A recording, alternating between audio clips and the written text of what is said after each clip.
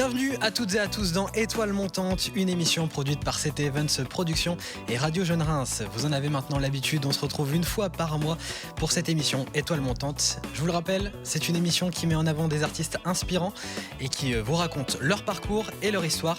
Vous pouvez suivre cette émission en direct donc tous les premiers mercredis du mois sur Twitch, TikTok et Facebook. Et je souhaite la bienvenue à ceux qui suivent cette émission sur RJR en format podcast ou qui nous regardent sur YouTube. Aujourd'hui, j'ai le plaisir de recevoir Gomar, une jeune artiste parisienne au timbre si particulier. Salut Gomar. Salut. Je suis content de te retrouver, franchement. Moi aussi, franchement. Ça me fait plaisir. Est-ce que tu es au max de ta forme? Parce que je sais que tu as fait un petit peu de route cet après-midi. Tu te sens comment là? Ouais, bah écoute, ça va. Super bien accueilli. Moi, c'est la première fois que je viens à Reims, tu vois, donc agréablement surprise. Et puis, je viens de manger un pâté croûte là, donc je suis. C'est ce que j'allais dire. Le pâté croûte, c'est quoi ton avis là-dessus? Franchement, je valide. Tu valides? 10 sur 10 ce pâté croûte. Magnifique. On espère que vous aussi dans le chat, vous validez le pâté croûte. On est vraiment content de te recevoir parce que tu vas nous faire vraiment découvrir tout ton univers ce soir. Je vais expliquer un petit peu le principe de cette émission aux personnes qui nous suivent et qui découvrent Étoile Montante, et puis aussi à toi, parce que une piqûre de rappel, ça fait jamais de mal. Yes. Alors, on va commencer ensemble par 3 parties qui vont être des interviews où je vais te poser des questions. On va commencer par des questions sur toi, ton enfance. Ensuite, on va parler un petit peu de ton style musical, de la technique, ceux qui t'accompagnent. Et on terminera par parler de tes scènes. Et tu as fait quand même de sacrées scènes. Je vous en dis pas beaucoup, mais il y a quand même des très gros noms, il y a de l'international, il y a vraiment beaucoup de choses, des premières parties. Je pense que tu dois avoir énormément d'anecdotes à nous raconter. Donc ça sera dans la 3e partie. Et ne bougez pas, puisqu'en fin d'émission, vous aurez le plaisir de découvrir l'univers entier de Gomar avec sa musique. Alors j'ai l'univers entier, tu as quand même pas mal de morceaux, tu vas pas tous nous les faire, mais 4 morceaux, 3 compositions et une reprise. Tu peux nous parler un peu pour commencer juste de ces morceaux-là? Qu'est-ce que tu as choisi comme morceau? Ouais, alors j'ai choisi donc 4 titres, donc 3 compos et une reprise. Les 3 compos, c'est les titres qui sont déjà sortis, qui sont extraits de mon prochain album qui va sortir au printemps prochain. Donc c'est les 3 titres que vous pouvez déjà écouter sur les plateformes, que j'avais envie de faire en live à la cool, un peu comme ça et tout. Et la dernière, c'est une reprise de La Boulette de Jams, qui est une artiste que j'aime énormément. Je dirai pourquoi dans l'émission. Magnifique, petit teasing. Effectivement, ça se passera dans moins d'une heure dans cette émission d'Étoile Montante. J'en profite aussi pour vous passer un petit message. Les amis, vous pouvez tout simplement participer à ce live. Vous le voyez devant moi, il y a une tablette. Dans mes mains, il y a une 2e tablette. Dans mon oreille, il y a une oreillette. Enfin là, franchement, on est full équipé pour pouvoir participer avec vous et vous écouter, vous répondre pendant ce live. Vous pouvez poser les questions à Gomar et puis simplement lui donner du soutien quand elle chantera ou quand elle répondra aux questions. Voilà, c'est le moment, n'hésitez pas. Pendant tout le live, on aura le plaisir de vous lire et de vous accompagner. On va pouvoir passer à la première partie de ce live ensemble, Gomar. Ça s'appelle l'histoire derrière la voix. Alors pour commencer cette première partie, s'il y a des gens qui ne te connaissent pas encore, comment tu te... Décris-toi juste en quelques mots, comment tu te présenterais? En quelques mots, du coup, Gomar, artiste parisienne, mais ayant beaucoup déménagé, donc j'ai déménagé un peu dans toute la France, j'ai vraiment fait toutes les villes quasiment, et c'est grâce à ça en fait que j'ai commencé à faire de la musique. C'est parce que j'étais toujours la petite nouvelle partout, et j'avais toujours ma guitare sur moi, j'étais toujours le jukebox en soirée en fait, je faisais toutes les covers possibles imaginables, et je me suis rendu compte du pouvoir magique en fait que ça pouvait avoir en fait de faire de la musique et de savoir faire des chansons, parce que ça faisait que je me faisais plein de copains absolument partout. Magnifique. Et du coup, je me suis dit, c'est trop bien, j'ai envie de continuer ça, je me sens à l'aise là-dedans. J'ai commencé à écrire mes propres chansons et j'ai voulu me professionnaliser là-dedans. En fait, j'ai jamais voulu faire autre chose qu'être une troubadour. Et c'est vraiment une passion depuis que je suis jeune et j'ai jamais arrêté. Magnifique. Donc voilà, déjà pas mal d'informations qu'on a eu avec toi, Gomar. On va aller un petit peu plus loin dans chacune des parties que tu nous as évoquées. On va commencer tout simplement par artiste parisienne, mais pas que. Ça, c'est super intéressant à écouter. Donc toi, tu as beaucoup voyagé quand tu étais jeune. Ouais, j'ai déménagé j'ai fait 18 déménagements entre mes 0 et 20 ans. Okay. Ce qui est pas mal. En général, moyenne tous les ans, 2 ans, voire des fois tous les 6 mois aussi. Ouais. Avec du métier de mon père, en fait, qui est haut fonctionnaire, donc c'est comme les militaires. En fait, il était muté tous les 2 ans dans une ville et du coup, on le suivait. Et ce que je disais, c'est que j'ai été la petite nouvelle vraiment toute ma vie. Et ouais, du coup, ça m'a permis de développer vraiment cet aspect artistique-là, parce que j'étais toujours inspirée par les gens que je rencontrais. Je suis quelqu'un qui ne tient pas du tout en place. Donc la vie d'artiste, c'est assez adapté à moi, si tu veux. Genre le côté aller en concert partout, être dans des voyager, toute l'année, changer de ville. C'est vraiment un truc qui me va complètement. J'ai du mal à rester en place et j'ai la bougeotte. Et je trouve qu'être artiste, ça permet aussi d'avoir la bougeotte, parce que quand t'es artiste, t'as besoin aussi de vivre des choses et d'aller à la rencontre des gens pour écrire des chansons et pour avoir de l'inspiration. Donc en fait, ça match complètement avec ma personnalité. Ouais. Alors toi, t'as commencé à chanter à quel âge? J'ai commencé à chanter toute petite, vraiment toute petite, ma mère me disait que quand elle était enceinte de moi, dans son ventre, je faisais déjà apparemment des petites contractions en rythme. En fait, dès qu'elle mettait de la musique, j'ai une famille de mélomanes, on écoute énormément de musique. Moi, j'ai été baignée dans de la musique. J'ai jamais pas écouté de musique. Enfin, chez moi, il y a tout le temps de la musique. Ouais, toujours du son. Ouais. Tout le temps, en voiture, même pendant les repas de famille. On est habitué à chanter tous ensemble. Enfin, c'est très vivant. Et j'ai grandi là-dedans. Et du coup, je chante. Du coup, depuis que je suis enfin, en tout cas, je suis à l'aise avec la musique. Elle arrive depuis que je suis dans le ventre de ma mère. Et sinon, j'ai commencé à chanter vraiment. À partir de 2-3 ans, j'avais déjà toutes les comptines, je les connaissais toutes par cœur. J'étais incollable. et j'ai beaucoup chanté. J'étais dans tous les groupes de musique de collège, d'école, tous les projets musicaux d'école. En fait, naturellement, j'avais envie de les rejoindre. Et ouais, ça a toujours été un truc qui a fait partie de ma vie. La musique qui t'a jamais quitté finalement. Jamais. Magnifique. Alors justement, tu nous parlais un petit peu de ta famille. Tu as une famille de mélomanes. Est-ce que tu saurais nous dire qui est-ce qui t'a donné le goût à la musique ? Est-ce qu'il y a une personne en particulier ou est-ce que c'est vraiment toute ta famille qui t'a donné ce goût de la musique ? Il y a 2 personnes en particulier. Il y a mon grand-père. Okay. Mon grand-père qui adore chanter, qui chante tout le temps et qui chantait beaucoup du coup pendant les repas. Et à chaque fois, il se levait. Il nous disait qu'à son époque, ils avaient l'habitude de se lever en fin de repas avec ses copains et de chanter tous bras dessus, bras dessous et tout. En fait, c'est quelque chose qui nous a vraiment inculqué. Donc, on chantait tout le temps pendant les repas de famille. Ça, c'était vraiment une obligation. Et à chaque fois, les gens, ils hallucinaient quand ils venaient. C'est vraiment... C'était une comédie musicale, quoi. Ouais, mais c'est good vibe, c'est cool. Ouais. Et du coup, il m'a appris plein de chansons, de la variété française, de la chanson française, donc j'ai une grosse culture musicale grâce à lui. Et mon père aussi, qui fait de la guitare, du coup, depuis qu'il est jeune, je pense qu'il aurait adoré être une rockstar. Et qu'il est très content que je fasse de la musique. Il a l'impression un peu de vivre son rêve à travers moi. Et je chantais beaucoup avec lui. En fait, il nous chantait des berceuses aussi quand on était petits pour nous endormir. Et il y a un jour où, en fait, j'ai voulu aussi apprendre la guitare. Je lui ai dit, c'est trop bien ce que tu fais, j'ai envie de pouvoir l'apprendre pour chanter avec toi et faire la guitare avec toi. Donc, il m'a offert ma première guitare, j'avais peut-être 11 ans. Et je me suis mis à chanter avec lui, on s'est mis à écrire des chansons ensemble. Et en fait, la guitare m'a jamais quitté depuis. Ouais, la guitare, c'était un peu ton instrument finalement, parce que par procuration peut-être de ton père, voilà, il t'a inculqué ça, il t'a donné ça.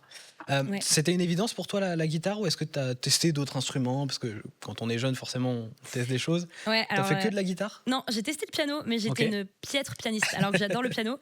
Mais j'ai commencé, tu sais, on m'a mis en conservatoire quand j'avais 8 ans. Et quand t'es dans un mood conservatoire et que toi t'as qu'une envie, c'est avec tes potes et t'as pas du tout envie d'avoir des devoirs de solfège hyper stricts. En fait, je déteste le solfège, vraiment. Je sais que ça peut être important pour certains musiciens, mais moi c'est vraiment le autodidacte à fond. C'est les covers sur ABC Chords, tu vois, vraiment, genre c'est apprendre toute seule la guitare, parce que j'ai du mal avec le côté musique très strict, apprentissage de la musique très strict. Il y a 2 écoles après. Il y a 2 écoles et j'admire, mais du coup moi j'ai fait un rejet du piano quand j'avais 8 ans. J'ai pris genre 3 cours et apparemment mes parents me disaient que je voulais pas, j'avais peur de mon prof et du coup j'ai pas appris le piano et je regrette un petit peu maintenant, tu vois. Là, tu me dis ça 15 ans plus tard, je suis en mode putain, j'aurais continué, ça aurait fait une deuxième corde à mon arc et j'aurais pu aussi jouer du piano sur scène. Je suis un peu deg de pas avoir survécu à cette crise d'adolescence de piano, tu vois. Donc, à part le piano, la guitare, c'était évident parce que ça a toujours été hyper fluide. Et je trouve que les instruments de musique, tu sais, c'est un peu comme dans Harry Potter, genre la baguette choisit son sorcier. Ça fait un peu ça, les instruments, c'est l'instrument et il te choisit. Tu sais pas pourquoi, il y a un instrument avec lequel tu vas avoir un feeling. Tu vois, pas plus qu'un autre, tu sais pas d'où. Tu vois, moi j'ai un pote, il a ça avec la harpe, on sait pas pourquoi, ou d'autres avec la flûte. Des fois, ça peut être des instruments un peu improbables d'ailleurs. Mais moi, la guitare, ça a toujours été. Je pense que c'est parce que j'ai vu beaucoup mon père en jouer aussi. J'aimerais qu'on revienne sur un élément dont tu nous as parlé. Avec ton père, tu as donc commencé à écrire des textes. Tu as commencé à écrire des textes à partir de quel âge ? C'est venu très jeune ou ça a mis un peu de temps à arriver ? Alors, j'ai toujours écrit des poèmes quand j'étais petite, des petites histoires. Quand j'étais petite, pendant les cours, tout ce qui était sujet d'invention, écriture et tout, j'adorais les faire. C'est vraiment ce que je préférais faire. Et ma première chanson que j'ai écrite à 8 ans, elle parlait de spaghettis. Donc, c'était pas la folie, mais il y avait quelque chose, quoi. On m'a dit, faut que je continue et tout. Mais pourquoi pas. On est ouvert à tout. C'était vraiment toutes les spaghettis et tout. Mais il y avait le gros frère était catchy, franchement, il y avait un truc cool. Et la première vraie chanson que j'ai écrite, donc toute seule, parce que j'écrivais aussi avec mon papa et tout, j'avais peut-être 13 ou 14 ans, qui s'appelait Papillon, qui était une chanson de rupture, évidemment. Une chanson d'amour, évidemment, d'une histoire que j'avais pas vécue, un truc hyper dramatique comme ça, genre histoire impossible et tout. Ouais. Donc, 13-14 ans, ouais. Ok, t'as commencé à 13-14 ans, donc déjà à écrire des textes. C'était quelque chose que tu partageais uniquement avec ton père ou t'aimais bien aussi, c'était quelqu'un qui voyageait beaucoup, partager ça avec des copains, des copines avec qui tu partageais cette passion de la musique? J'ai mis du temps avant de montrer mes compositions. Ok. Moi, j'étais un peu la meuf qui faisait toutes les reprises et toutes les covers en soirée, mais je n'osais pas forcément dire que j'écrivais mes propres chansons. Je pense que j'assumais pas trop. Je trouvais que j'écrivais pas encore assez bien. Il y avait un truc où j'avais un peu peur du jugement des autres, parce que c'est une chose de faire des reprises, genre des chansons d'autres gens, de se les approprier. C'est une autre chose d'aller vraiment chanter un truc que toi t'as écrit, que t'as sorti de tes tripes, qui t'appartient vraiment, qui a une histoire à toi. À cet âge-là, surtout à l'époque de l'adolescence, t'as beaucoup de peur du jugement. Ouais. Donc je me cachais plutôt derrière les covers. Et par contre, mon père, j'arrivais à écrire avec lui, donc j'arrivais à lui confier que j'avais envie d'écrire sur certains thèmes. Donc, c'était surtout lui et mes frères aussi, qui écrivaient aussi beaucoup et tout. On faisait pas mal de choses. C'était une famille très, une belle très créative, dans la famille. Complètement. Alors, tu as un pseudo qui est Gomard. Ouais. Est-ce que tu peux nous expliquer un peu l'origine de ce pseudo? Est-ce qu'il est venu déjà dès le départ quand tu étais jeune? Ouais, alors Gomard, c'est mon surnom, donc je m'appelle Margot. Ouais. Donc c'est le verlan, et en fait, on m'appelle Gomard depuis que je suis toute petite. Ok, et ça t'a jamais quitté? Ouais, ça m'a jamais quitté, et c'est un surnom que mes potes me donnent, ma famille me donne, et je l'aimais beaucoup quand j'ai voulu choisir un nom d'artiste. J'aimais beaucoup la sonorité que ça avait. Je trouvais qu'il y avait un côté assez catchy, assez roots, et qui correspondait bien aussi avec ma musique, et un truc très énergique. Gomard, un truc vraiment genre allez hop, on y va et tout, et pas du tout lisse. C'est un nom un peu particulier, un peu, et ça me plaisait bien, et en fait je me suis dit il y a Margot et il y a Gomard, et j'aimais bien le fait qu'il y ait une dualité entre Margot, moi ce que je suis sans le côté artiste, et Gomard qui est vraiment l'artiste et la chanteuse, et je voulais aussi faire la séparation. Ouais. Je te propose de passer à quelque chose dont tu m'as parlé et que tu aimes bien, c'est les jeux. Oui. Les jeux, je t'ai dit, il y a 2 jeux pendant cette émission et tu m'as dit, ok, je suis pressé d'y jouer. Alors le premier jeu, je te l'explique, je l'explique à nos viewers. C'est un jeu qui s'appelle Un mot, une histoire. En gros, je te donne une série de mots, je te donne un mot, et toi, ton objectif, trouver un mot, le premier mot qui te passe à l'esprit ou la première phrase qui te passe par l'esprit, et ensuite on échange dessus. Ok. C'est ok? Parfait. Magnifique. J'espère que j'ai été clair pour les viewers aussi. S'il y a des questions, n'hésitez pas les amis. Le tout premier mot, c'est couleur. Couleur, jaune. Jaune. Direct. Pourquoi jaune? Je te dis direct jaune. Jaune, déjà, c'est le nom de mon tout premier projet, mon premier album qui s'appelle Jaune. J'ai sorti aussi une chanson qui s'appelle Yellow. Je suis obsédée par cette couleur. Vraiment, je sais pourquoi, mais quand j'étais plus jeune, je savais pas pourquoi je m'habillais tout le temps en jaune. Tout était jaune dans ma chambre. Il y avait un truc. C'est une couleur, je sais pas, qui me rend heureuse, profondément heureuse. Dès que je vois, un champ de tournesol.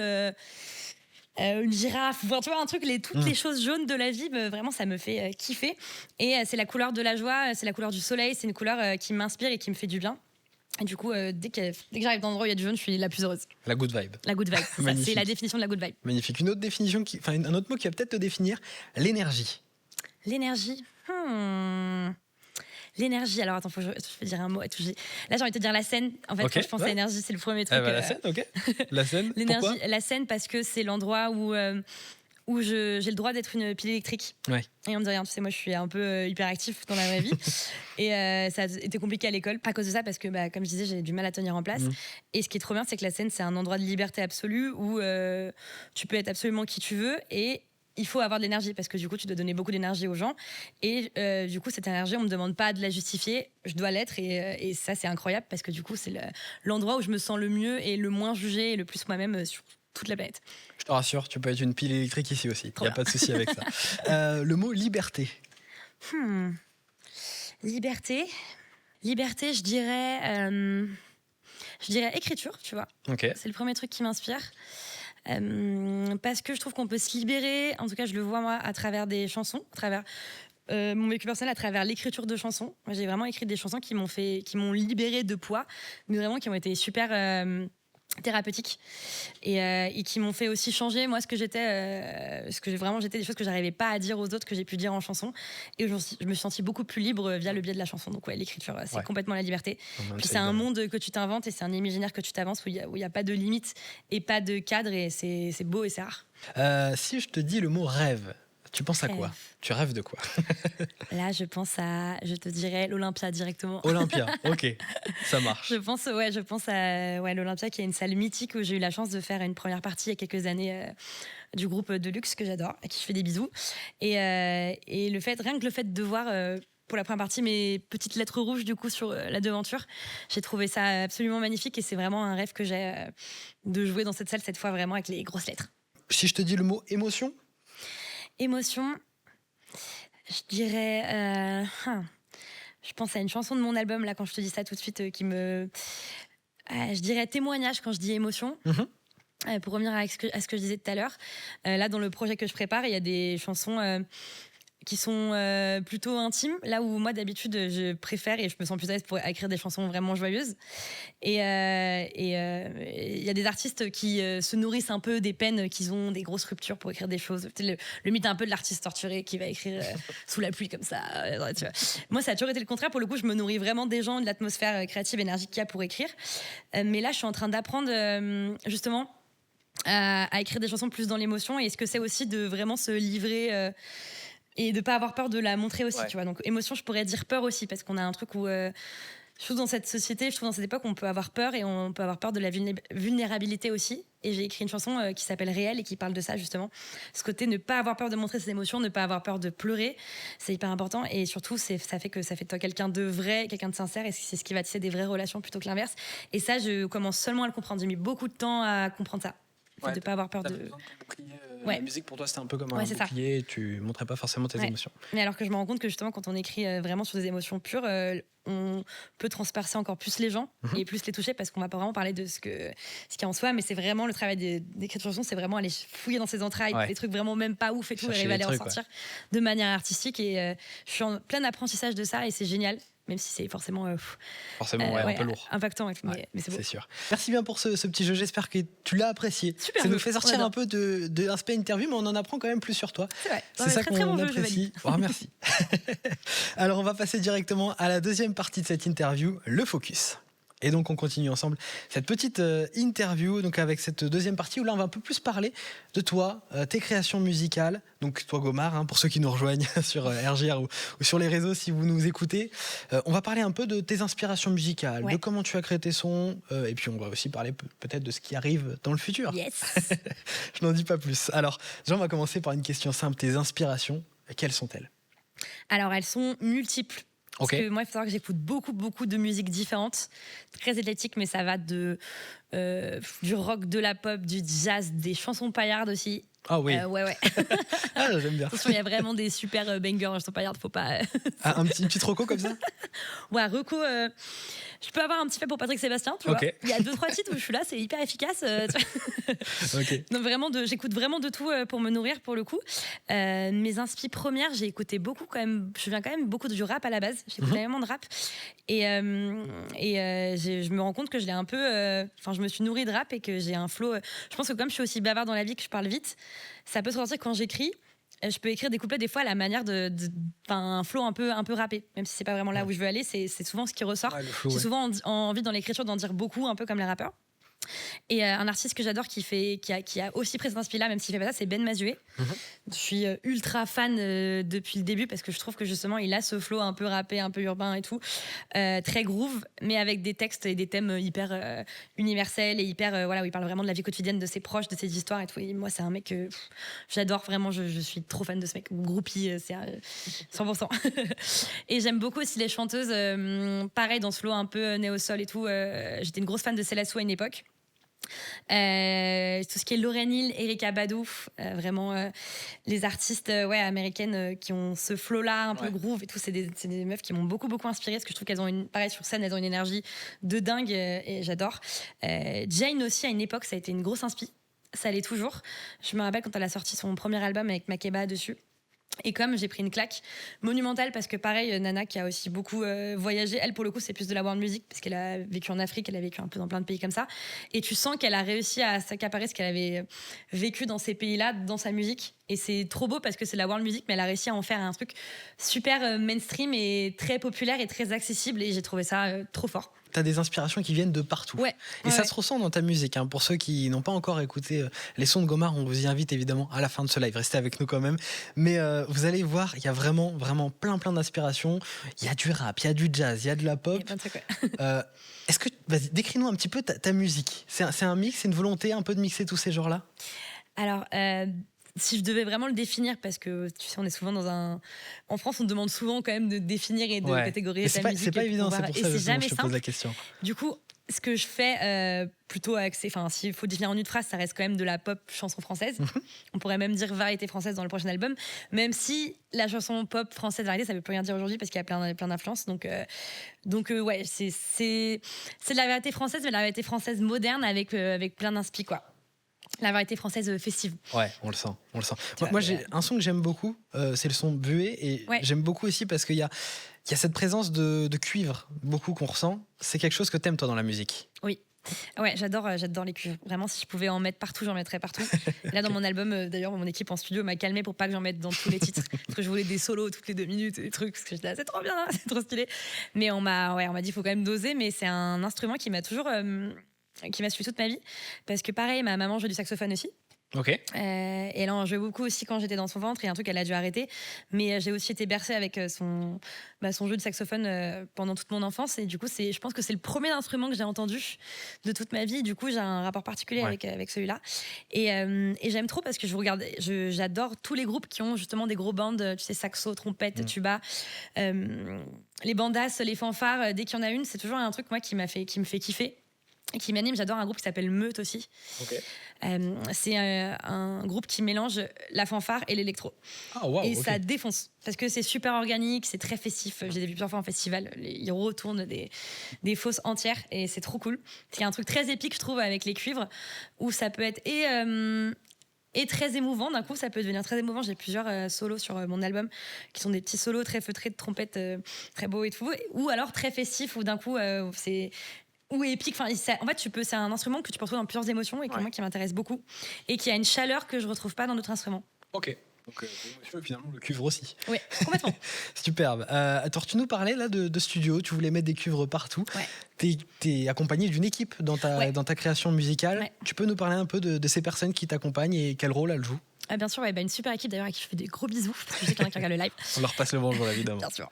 Alors, donc, je suis entourée de plusieurs personnes. Donc, il y a déjà la partie musicale sur scène aussi. Donc, c'est un ami à moi qui s'appelle Thomas, à qui je fais des bisous, que j'ai rencontré au cours Florent, justement. Okay. Qui était pianiste là-bas et qui est multi-instrumentiste, très très doué, producteur très doué, avec qui je joue sur scène depuis des années maintenant. Donc, lui, c'est vraiment mon comparse de scène.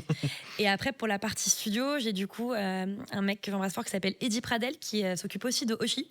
Okay. Donc qui réalise aussi tous ses albums et qui est sur scène avec elle. Et je l'ai rencontré il y a 2 ans et demi, et ça a été un coup de cœur artistique. Vraiment, c'est un super musicien, il a une oreille incroyable, et c'est un super guitariste. C'est un fou de guitare et c'est un geek de guitare. Tu sais, c'est vraiment le mec, il a une collection de guitares. Il y a des guitares des années 20, enfin des trucs de collection de malades qui coûtent 10 000 euros et tous des trucs. C'est vraiment... Mais du coup, il adore jouer et diguer ça, et il est très perfectionniste et très conscient. Il peut passer des heures juste sur un kick ou sur une note de guitare. Et j'ai appris ça vraiment à son contact. Ce côté vraiment prendre le temps de construire une chanson et travailler la texture du son, ça a vraiment été un truc que je voulais faire pour l'album. Et c'est un musicien excellent. Et du coup, on est accompagné sur le projet. Je voulais qu'il y ait des vrais instruments aussi, que ça soit mi-produit en studio et mi-jeu aussi. Donc, il y a un cuivriste exceptionnel qui s'appelle Maxime Pinto, que j'embrasse parce que lui, il sait tout faire. Sur l'album, il fait donc du coup trompette, saxo, tuba et flûte. Et en fait, c'est fou parce que le gars, dans son studio, il a tout, les cuivres possibles, et il est là, il va de cuivre en cuivre, et t'as l'impression que c'est hyper facile. Et lui, il est trop fort. Et il joue notamment avec Pascal Obispo, avec pas mal d'artistes. C'est super mec. Et j'ai aussi donc Baptiste qui joue de la batterie, qui est un super batteur aussi, qui m'a accompagné. Et voilà, et tout ça, toute cette joyeuse bande fait que ça fait des belles chansons. Je suis très contente de bosser avec eux. J'aimerais qu'on parle aussi du commencement. Là, on est venu un petit peu sur les équipes, ceux qui t'accompagnent aujourd'hui. Il y a plein de gens qui t'ont découvert en 2017 avec les Go Mashup. Alors, est-ce que tu peux m'expliquer un peu le principe de ces Go Mashup, s'il te plaît? Ouais, ça c'est ma toute première prise de parole sur les réseaux. C'était dans l'idée de comment je me lance sur les réseaux et comment je veux qu'on me perçoive, c'est quoi le tout premier truc que je veux poster. Et comme je viens de partout, que j'écoute beaucoup de choses différentes et très athlétique, je me suis dit ok, j'ai pas envie de faire juste une cover pour faire une cover, mais j'ai envie de faire, tu sais, un peu ce truc où des fois t'entends une chanson et tu sais, t'as juste un moment que tu kiffes. C'est pas pourquoi c'est ce moment-là, tu vas le réécouter en boucle.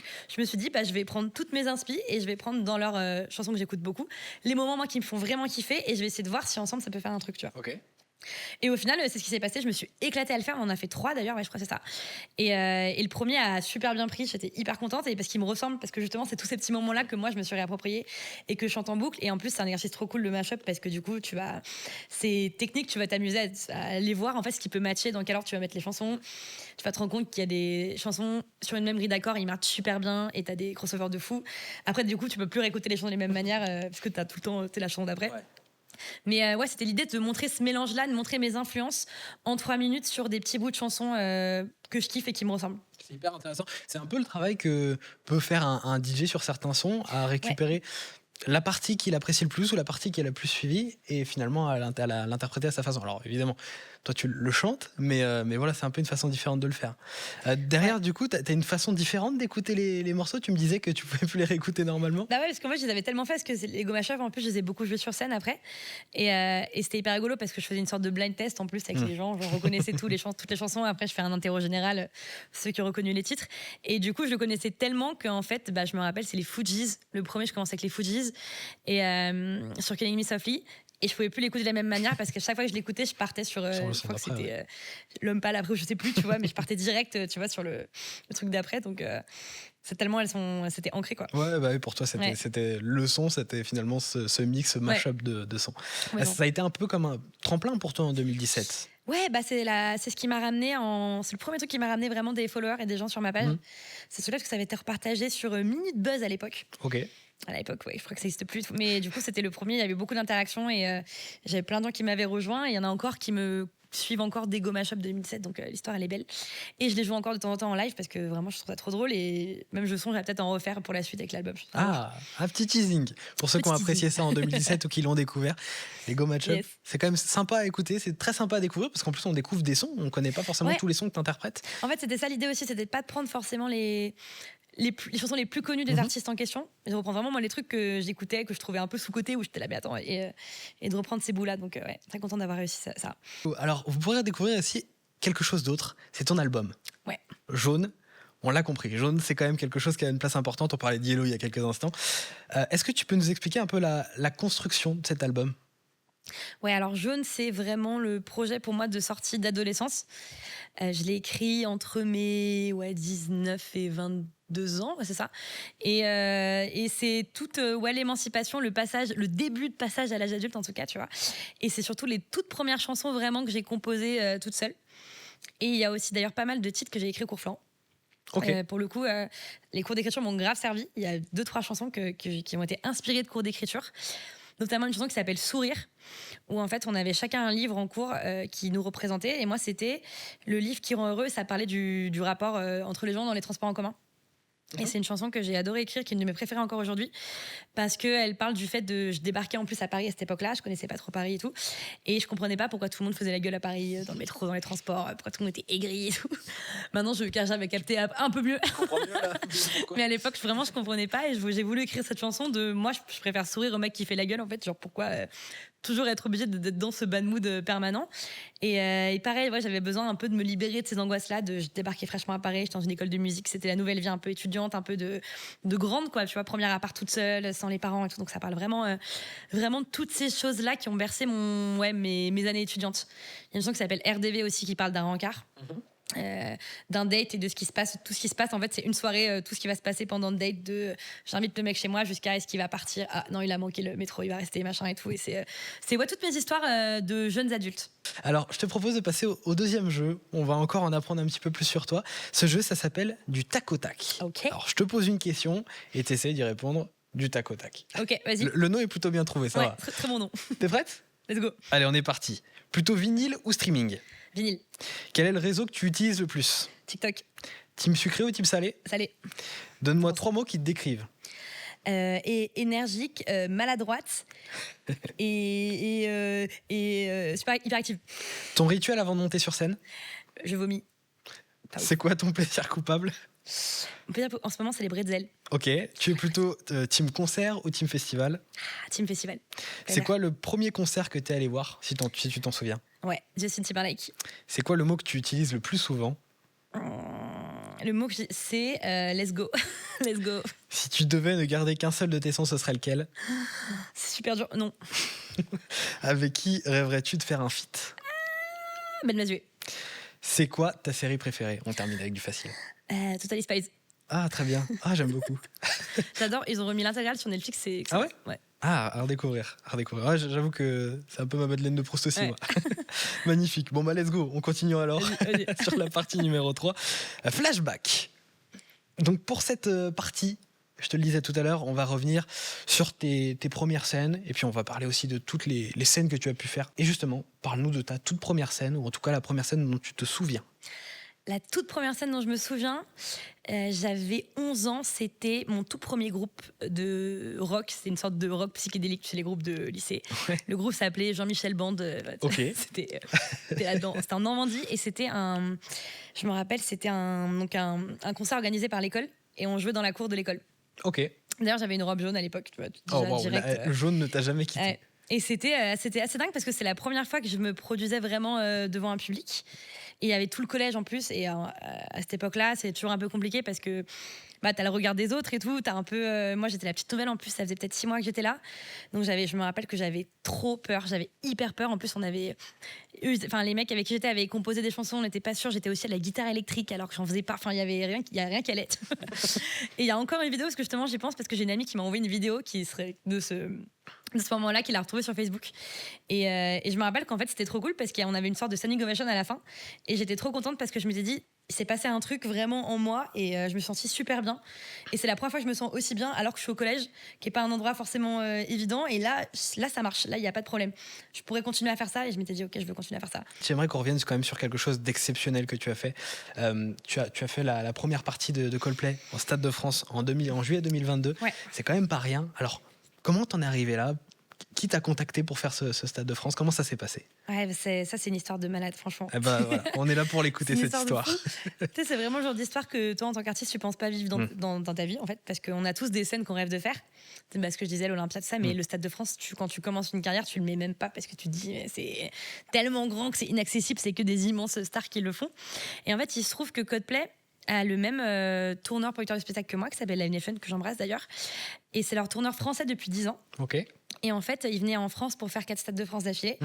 Et pour les 2 premiers, ils voulaient mettre en avant quelqu'un pour la partie qui démarre, qui commence sa carrière, pas connu, qui chante en français et qui est un peu dans une même vibes familiale, cool, grand public, accessible et tout. Et moi, j'étais pas du tout au courant de l'histoire. Ils ont négocié apparemment pendant 6 mois entre agents, labels et tout. Et en fait, on me l'a annoncé un 1er avril. Oh, wow. Ouais, donc moi, Ça, dis-toi, c'est de je suis l'annonce, là, tranquille, je commence ma carrière, je fais une petite salle et tout, je pépouze et on m'appelle, on me dit viens au label, on a un truc à te dire.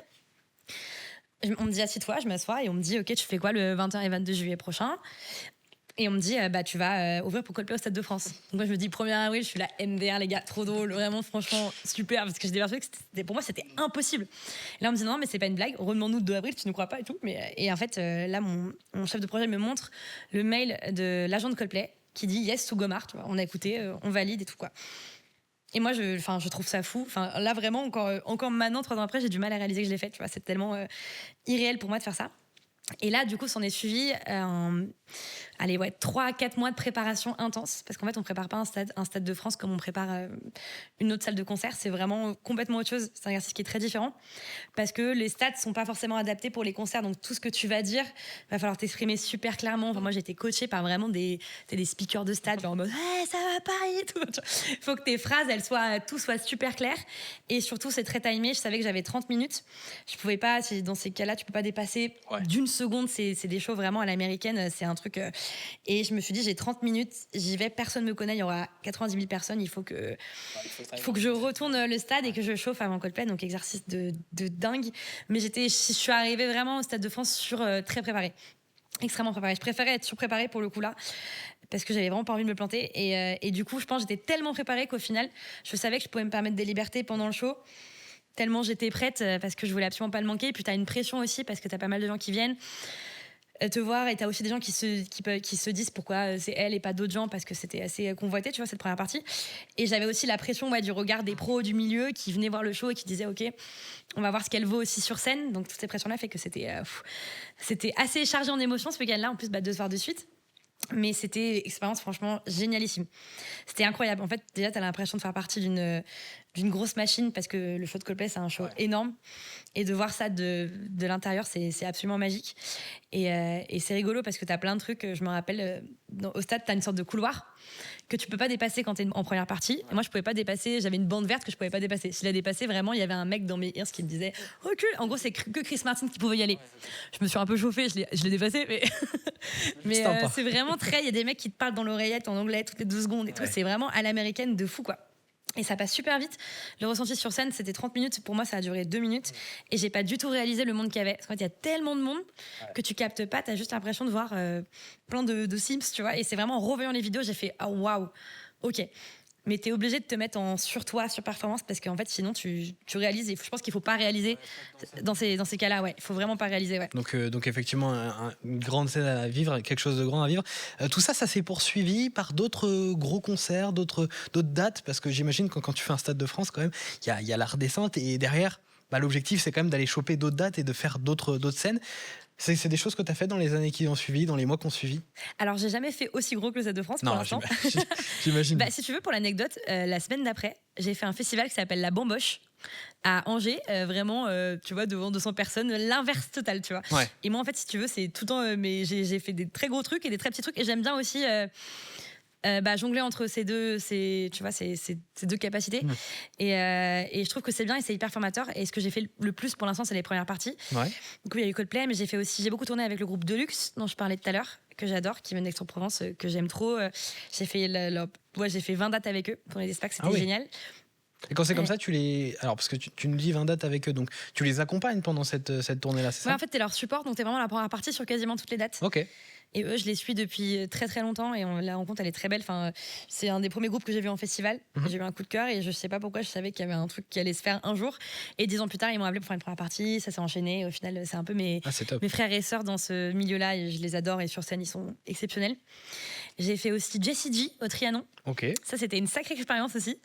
Ah, tu découvres de belles salles. Sacré artiste, ouais. En plus, c'est ça m'a permis de jouer dans toutes les grosses salles de Paris, Trianon, Cigale, Olympia et tout. Et c'est magnifique. Et Jessie, c'était quelque chose.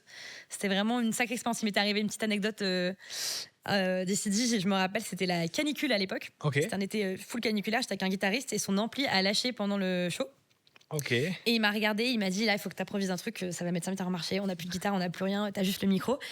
Et je sais pas pourquoi j'ai eu sa chanson Price Tag, tu sais, genre son tube. J'ai commencé à la chanter, mais en me disant, mais c'est quand même le tube de la meuf d'après. Il y a un monde où je me fais allumer par la production derrière et tout. Au final, ça a grave chauffé les gens et j'étais hyper content que je la reprenne. Et l'agent de Jessie J est venu me voir après en me disant, merci, c'était un super move, parce que du coup, tout le monde est hyper dedans. La règle d'or, c'est vraiment quand t'as un problème technique, faut jamais que ça se voit. Ouais. Et du coup, t'improvises. Et en fait, je crois que toutes ces années en première partie m'ont appris à pouvoir un peu improviser dans toutes les situations. Des fois, tu te retrouves aussi à faire des sketchs. T'as juste parlé parce que t'as plus de son. Mais du coup, ça, c'est pour le coup, les premières parties, il n'y a pas plus formateur pour ça. S'adapter à toutes les situations, toutes les ambiances, toutes les météos, tous les publics. Et ça, vraiment, j'ai adoré faire ça, quoi. Faire tes concerts. Je suis très chaud, j'ai hâte. Alors, une date aussi que tu as faite, c'est pour le festival Main Square, c'était en juillet 2024, l'année dernière. Tu peux nous parler un peu de cette expérience? Ouais, c'était une expérience de malade. C'était la première fois que je faisais un festival en ouverture. Ouais. Donc j'ai joué à 17h. Oui, parce qu'en plus, c'était le jeudi, donc en ouverture, effectivement. Exactement, ouais. Et puis c'était le même jour que Sean Paul. Moi, je suis une grosse fan de Sean Paul, donc ça m'a régalé d'être juste sur la même affiche que lui, tu vois. Et c'était génial parce que du coup, exercice pas évident parce que ouverture, donc c'est vraiment une demi-heure avant, les gens passaient les portes. Du coup, il fallait vraiment les ramener et surtout qu'en même moment, enfin pas au même moment, mais une heure après, il y avait un dégât des One Direction sur la grosse scène à côté. Oui. Du coup, t'avais tout le monde qui était parti sur cette scène-là. Et je me suis dit, ok, là c'est le début, il faut que je fasse venir les gens. Et là, t'as la pression parce que le festival c'est différent qu'une scène. En salle, les gens ils sont là. Ils n'ont pas le choix de te voir. En festival, ils peuvent aller de scène en scène, te découvrir et découvrir d'autres artistes. Donc là, c'est vraiment, il faut que tu les chopes et il faut que tu les gardes. Et au final, ça s'est trop bien passé. J'ai eu un super accueil. Arras, enfin le public, moi j'ai adoré le public, vraiment hyper chaud. Et c'était marrant parce que j'étais sur une scène qui à la base était une scène rap, la scène Green Room, où après moi il y avait que du rap. Et au final, les gens, ils sont tous venus me voir en me disant, on n'était pas forcément là pour te voir toi parce qu'on attendait des rappeurs, mais au final on s'est pris au jeu et on a grave kiffé. Et moi ce que j'aime quand on me dit, t'es pas forcément le style de musique que j'écoute, mais là je kiffe bien. Et je me dis yes. Là, j'ai réussi T'as ma réussi ton mission, tu défi, vois. ouais. C'est ce qu'il faut. Et c'était chouette, franchement, super concert. Et bah big up aux gens d'Arras Yes. qui sont venus. Big up Arras. Également ceux qui sont venus de plus loin, parce qu'on imagine bien qu'il n'y a pas que bien ceux sûr, d'Arras. évidemment. Mais ce public-là, particulièrement, c'était très chouette. Évidemment. Alors, dernière question, et ça, c'est une question qui va justement plaire à tous ceux qui te suivent et qui souhaitent t'écouter. Est-ce que tu peux nous parler un peu des prochaines occasions qu'on aura de te retrouver sur scène et puis également de l'album qui va bientôt arriver. Est-ce que tu peux nous parler un petit peu de tout ça, tout ce qui arrive prochainement? Ouais, bien sûr. Alors, mon prochain concert, pour ceux qui sont à Paris, ça sera au Grand Contrôle, le 29 novembre, exactement. Ok. Donc voilà, je vais jouer une petite heure. Ça va être très, très chouette. Et c'est gratuit, d'ailleurs, je rappelle. Et suite à ça, je vais recommencer une tournée. Donc, je vais être en première partie de Boulevard Désert en début d'année. Donc là, on est en train de caler date en ce moment. Donc, mes dates seront dispo sur mes réseaux d'ici quelques semaines. À suivre. Mais il passe dans toute la France, donc ça va être très cool. Et je vais faire aussi une date parisienne pour la release party de mon album qui va sortir en avril. Pareil, on est en train de caler la date, mais qui sera aux Étoiles à Paris. Ok. Donc il y aura toutes les infos très très bientôt, mais en tout cas, pas mal de belles dates à venir en 2026. Et les festivals qui sont en train aussi de se programmer tranquillement. Concernant les sons, tu nous parlais de ton nouvel album. Est-ce que tu peux nous donner juste quelques mots de la vibe que va avoir cet album? Ça va être toujours joyeux, j'imagine? Ouais, très joyeux. C'est l'album de la maturité. Non, l'album s'appelle Réel. Ouais. Ça, je peux le dire. Justement pour cette quête d'authenticité, pardon. Pas facile à dire. Très d'authenticité, de recherche de vérité, de spontanéité et d'oser montrer qui on est et de se montrer vulnérable. Et je voulais un truc aussi très organique, très chaleureux. C'est un peu enregistré aussi un peu dans une pièce avec plein de gens, plein de copains. Il y a plein de copains qui font les chœurs. C'est très comme une grosse soirée un peu finalement, quoi. Un gros bœuf avec les potes. C'est vraiment ce truc-là, énergie très spontanée, très réelle et organique et chaleur, quoi. À découvrir. Et fête. En avril prochain, tu nous dis. Ouais. Donc voilà, suivez ça sur les réseaux de Gomard, n'hésitez pas. Je vais te laisser aller tranquillement, t'installer donc avec ta guitare, te préparer pour cette live session. Je vous le rappelle, c'est 4 sons qu'on va pouvoir découvrir avec toi. Comme à chaque fois tu voudrais que je m'écrase, t'aimerais que je te dise que c'est pas grave encore. Faut jamais être soi, jamais trop bizarre. Faut jamais le premier soir, jamais faire d'histoire. Je dois croire en moi-même car personne ne va le faire à ma place. Encore un cocktail ce soir, je crois que je vais boire la tasse. Je sais pas où ça mène, mais cette vie c'est la mienne. Et j'ai décidé qu'aujourd'hui je dis non. J'ai trop dit oui, aujourd'hui je dis non. C'est fini d'être trop gentil, d'être trop con. Tant pis si j'ai des problèmes, tant pis si c'est pas mignon. Peut-être qu'hier j'aurais dit oui, mais aujourd'hui je dis non. J'ai trop dit oui, aujourd'hui je dis non. C'est fini d'être trop gentil, d'être trop con. Pour les amours, les emmerdes, cette fois j'ai la solution. Tous les autres jours j'aurais dit oui, mais aujourd'hui je dis non. Toujours avoir peur quand je rentre tard, me faire emmerder par un con et lui sourire encore. Voir faire attention du matin au soir. Cette fois j'en ai marre, c'est plus la même histoire. J'avais peur d'être moi-même tellement que je me suis noyée dans la masse. Trop transparente pour pouvoir me regarder dans la glace. Mais cette vie c'est la mienne, ce sera plus jamais la tienne. J'ai décidé qu'aujourd'hui je dis non. J'ai trop dit oui, aujourd'hui je dis non. C'est fini d'être trop gentil, d'être trop con. Tant pis si j'ai des problèmes, tant pis si c'est pas mignon. Peut-être qu'hier j'aurais dit oui, mais aujourd'hui je dis non. J'ai trop dit oui, aujourd'hui je dis non. C'est fini d'être trop gentil, d'être trop con. Pour les amours, les emmerdes, cette fois j'ai la solution. Tous les autres jours j'aurais dit oui, mais aujourd'hui je dis non.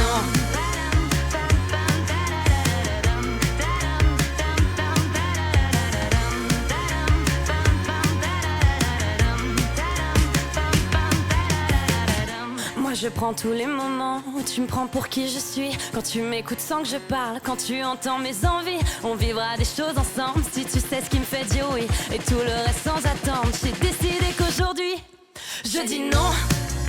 J'ai trop dit oui, aujourd'hui je dis non. C'est fini d'être gentil, d'être con. Tant pis si j'ai des problèmes, tant pis si c'est pas mignon. Peut-être qu'hier j'aurais dit oui, mais aujourd'hui je dis non. J'ai trop dit oui, aujourd'hui je dis non. C'est fini d'être trop gentil, d'être trop con. Pour les amours, les emmerdes, cette fois j'ai la solution. Tous les autres jours j'aurais dit oui, mais aujourd'hui je dis non. Encore.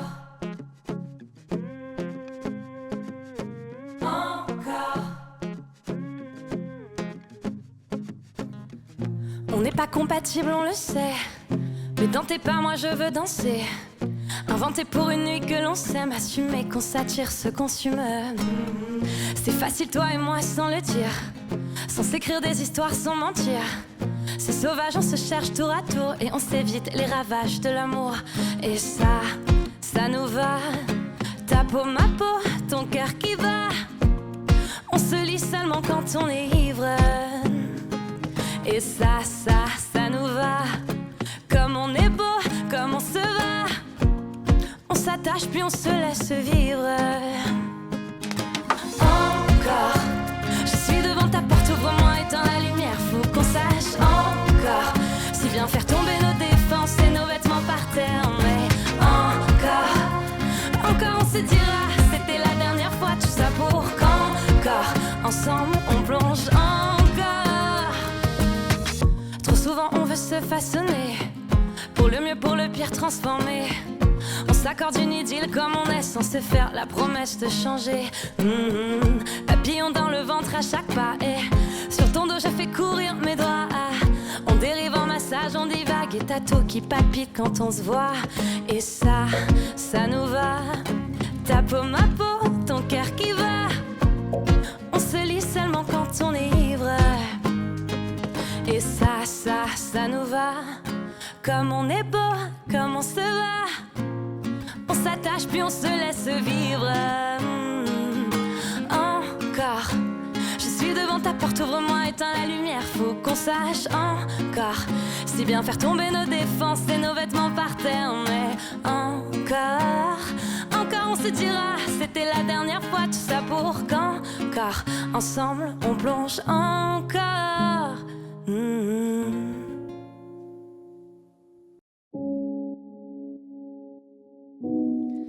C'est une chanson que j'avais envie de reprendre depuis un petit moment. Elle s'appelle La Boulette de Diams. Artiste pas trop connu. Et je trouve que le texte a encore beaucoup d'actualité aujourd'hui, en 2025. Alors ouais, je me la raconte, ouais, je déconne, non, c'est pas l'école qui m'a dicté mes codes, on m'a dicté mais le rap, voilà de la boulette. Sortez les briquets, il fait trop tard dans vos têtes, alors ouais, je me la raconte, ouais, je déconne, non, c'est pas l'école qui m'a dicté mes codes, on m'a dicté mais le rap, voilà de la boulette. Sortez les briquets. Y'a comme un goût de haine quand je marche dans ma ville. Y'a comme un goût de gêne quand je parle de ma vie. Y'a comme un goût d'erreur chez les jeunes de l'an 2000.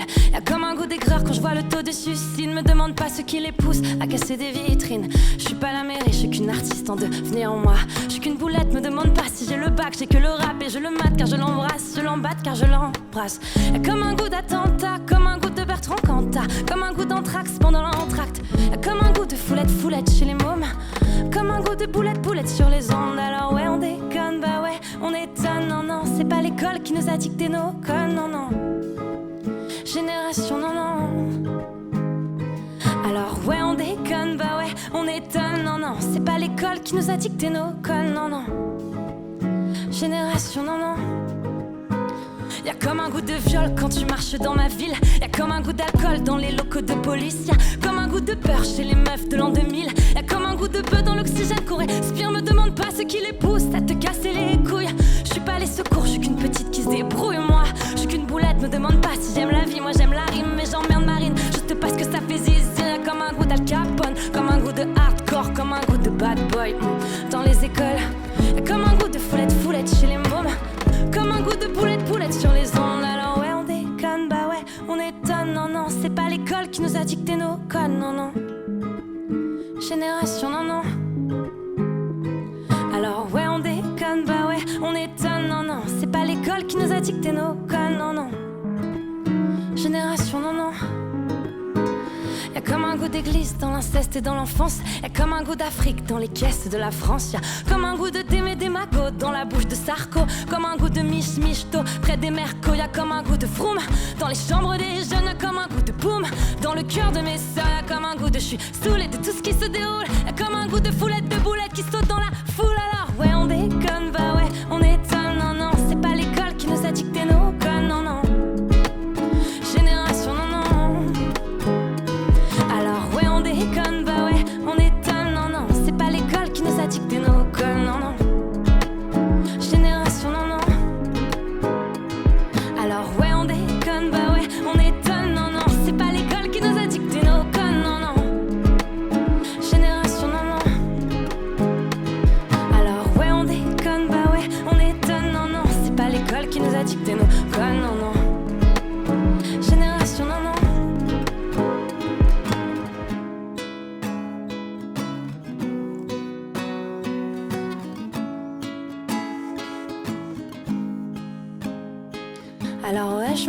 honte, ouais, je déconne. Non, c'est pas l'école qui m'a dit que t'aimais le code. On m'a dit que t'aimais le rap, voilà de la boulette. Sortez les briquets, il fait trop tard que dans nos têtes.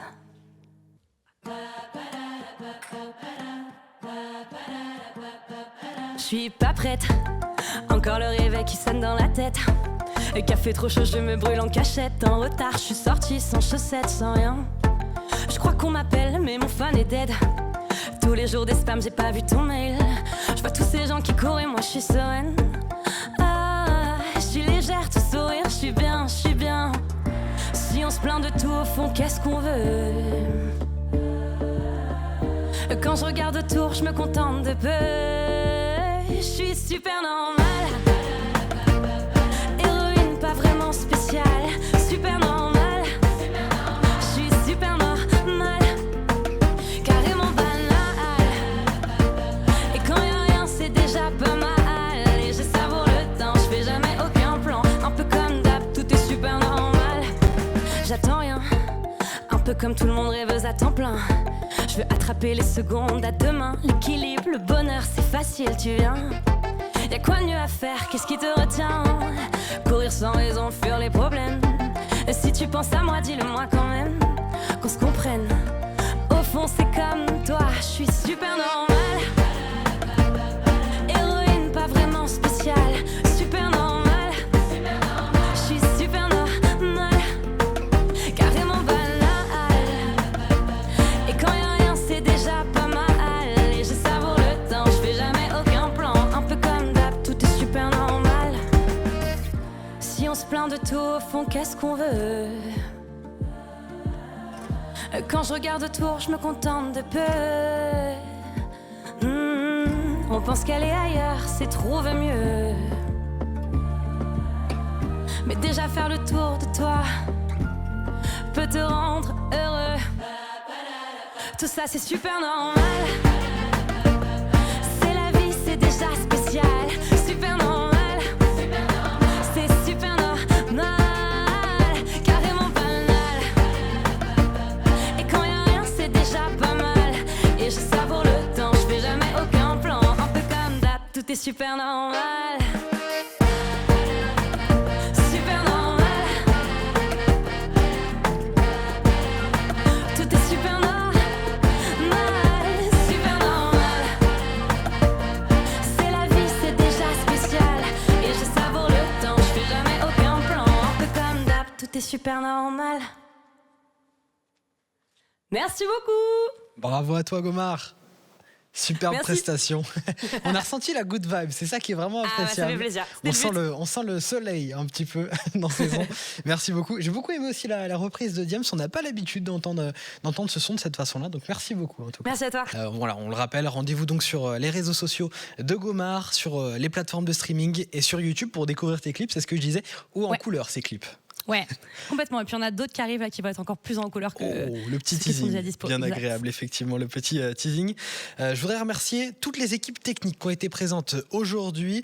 Je vais faire un petit peu le point sur toutes les équipes techniques. On avait à la vidéo Omnipix Production avec Simon qui nous a proposé des plans exceptionnels sur ton live. On remercie également toute la technique lumière avec AMS Agency. Vous le voyez, c'est coloré, ça fait plaisir. On remercie également la technique son avec Adam et Samuel qui sont là, qui sont les techniciens qui sont venus t'installer un petit peu tout ton Big up matériel. aux techniciens, franchement. Qui sont occupés aussi des micros. C'est grâce à eux qu'on nous entend, tout simplement. Et puis merci également au niveau de la photo à Lisea pour les photos que vous retrouverez bientôt sur les réseaux sociaux d'Étoiles Montantes. Et pour la production, merci à Louis et Charles d'avoir été présents sur cette soirée. Merci encore une fois à toi, Gomar, Avec d'avoir plaisir, été merci là. pour l'invitation. C'était un plaisir de t'accueillir. Merci également à Paddle Shot pour leur accueil et la mise à disposition de leurs locaux. Et surtout, merci à vous, chers viewers, d'avoir encore été aussi nombreux ce soir. On vous donne rendez-vous le mercredi 3 décembre prochain pour découvrir Silda, une artiste rémoise au cœur grand comme sa voix. Entre sensibilité, émotion et poésie, un moment suspendu à ne pas manquer.